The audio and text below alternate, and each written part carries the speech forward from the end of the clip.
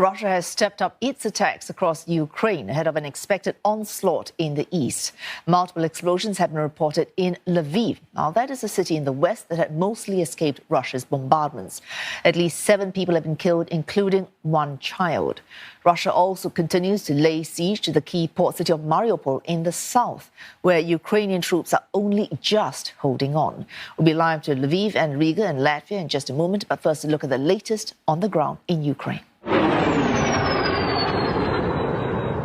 It was a rare, fatal attack on Lviv.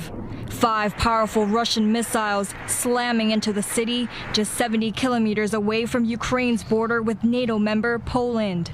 The missiles struck military facilities, a car repair shop, and some hit areas close to a railway station, a destination for many displaced Ukrainians fleeing from hard-hit cities across the country. The strikes in Lviv come as Russia intensifies strikes in and around the capital, Kyiv. Over in the southeast, the fate of the strategic port of Mariupol now rests on a group of Ukrainian soldiers who are making a last stand. They've vowed to fight till the end, defying an ultimatum to surrender, which has now expired. No, city still is not fallen. There is still our military forces, our soldiers, so they will fight till the end. And as for now, they still are in Mariupol. Ukraine says its troops continue to control some parts of the southeastern city, with some still standing their ground at the Azovstal steelworks. On the streets of Mariupol, bodies covered in blankets are scattered, surrounded by shredded trees and scorched buildings. Moscow is pushing for a major victory in the southern city as it works to gain control of the Donbas region. Ukrainian President Volodymyr Zelensky has accused Russia of wanting to destroy the entire eastern region. Officials also say the next week will be difficult, warning residents in the area that it may be the last chance they have to save them. But while officials have urged residents to flee the area as soon as possible, Ukraine has once again halted the evacuation of civilians in the east. While Kyiv has previously paused the operation of humanitarian corridors, this is the longest such pause. More, Philip Crowther joins us live from Lviv. Philip, what is the extent of damage in Lviv? Is there an expectation Russia will step up attacks on that city in the days ahead? Well, look, this attack today came as a bit of a surprise to quite a lot of people here, I think, because the last strike by the Russian military here, the last airstrike here was actually on a fuel depot, and that was 2 weeks ago. This is a country that has felt pretty safe over the last few weeks. So a lot of people here, I think, shocked by this and worried that there might be further attacks on this city in the near future. Now, what we saw here today resulted in 7 deaths and 11 injuries altogether, 3 people in critical condition, according to the authorities. One of those who were injured, according to the mayor of this city of Lviv here in western Ukraine, was a 3-year-old boy who had come here to relative safety with his mother from Kharkiv. Kharkiv, one of the hardest hit cities by Russian attacks in the northeast of the country. So what we know here so far is which kind of targets were hit here, and that comes also from the Ukrainian authorities. They say that there were 4 missiles altogether that were sent this way to the city of Lviv, that 3 hit military targets, and that the other target, or maybe it wasn't a target, the other place that was hit was a tire shop.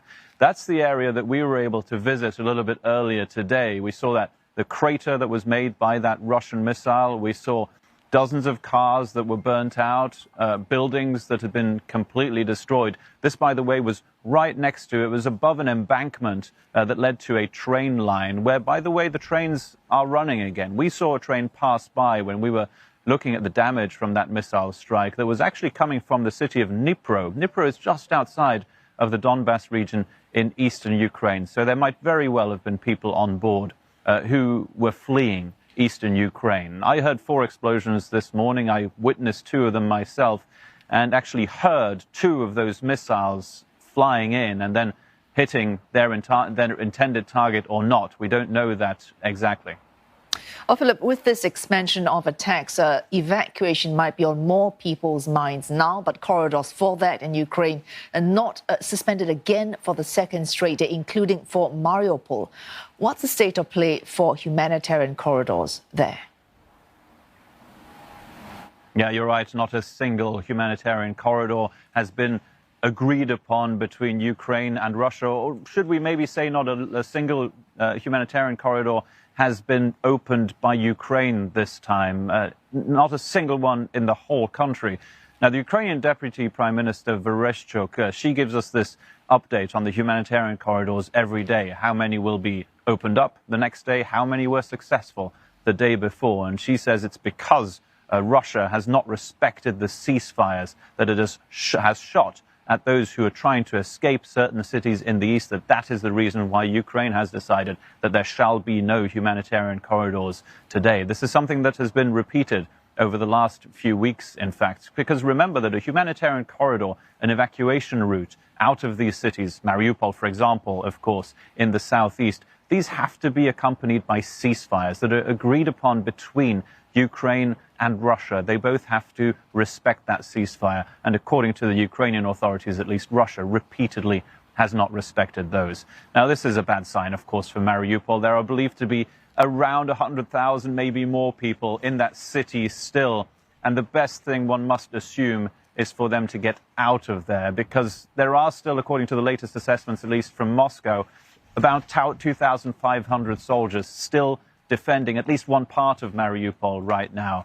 But they are being attacked more and more with missile strikes from the air. Russia wants to take control of that city as quickly as it can. Oh, thanks for that, Philip. The updates there from Philip Crowther reporting from Lviv. Laura Macon-Isherwood joins us live now from Riga in Latvia. Laura, the Kremlin has accused Ukraine of not being consistent when it comes to peace talks. On what basis do they make this accusation, though, of Ukraine's shifting stance when it comes to negotiations?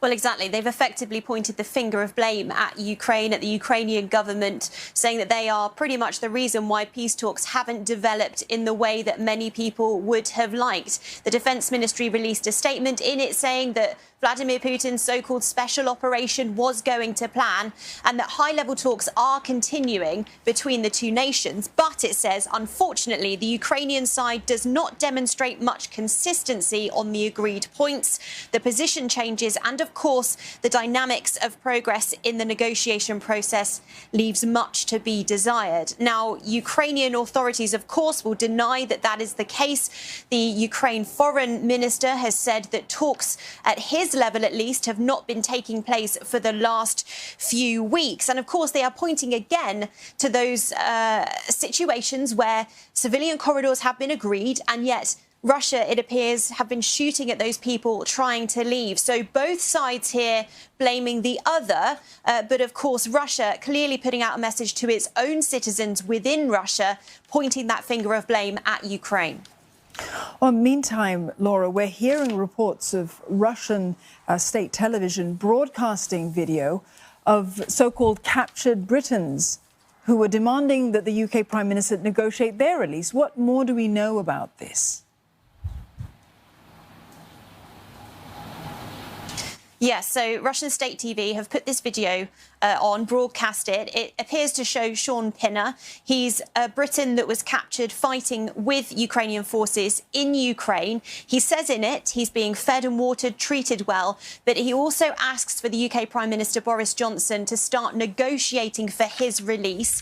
And that release, he says, will come if one of Vladimir Putin's close allies, Viktor Medvedchuk, who was a political ally based in Ukraine, if he is released. Of course, Viktor Medvedchuk was captured himself, arrested by Ukrainian forces just a few days ago in Ukraine. Now, at the same time, Ukrainian special forces have released their own video, posting that on Telegram, in which Viktor Medvedchuk appears to try to offer up some solutions for his own swap too.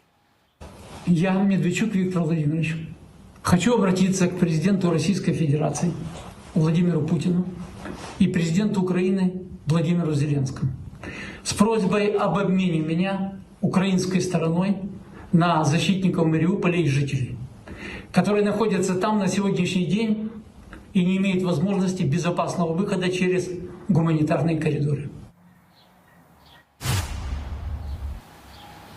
There's been no response so far from the British government as to whether or not those pleas from those Britons have been heard. No movement either from the Russian ministry, but of course both sides trying to find ways to get their own people back. Laura, thank you very much for that. Laura Makin, issue there in Riga, Latvia.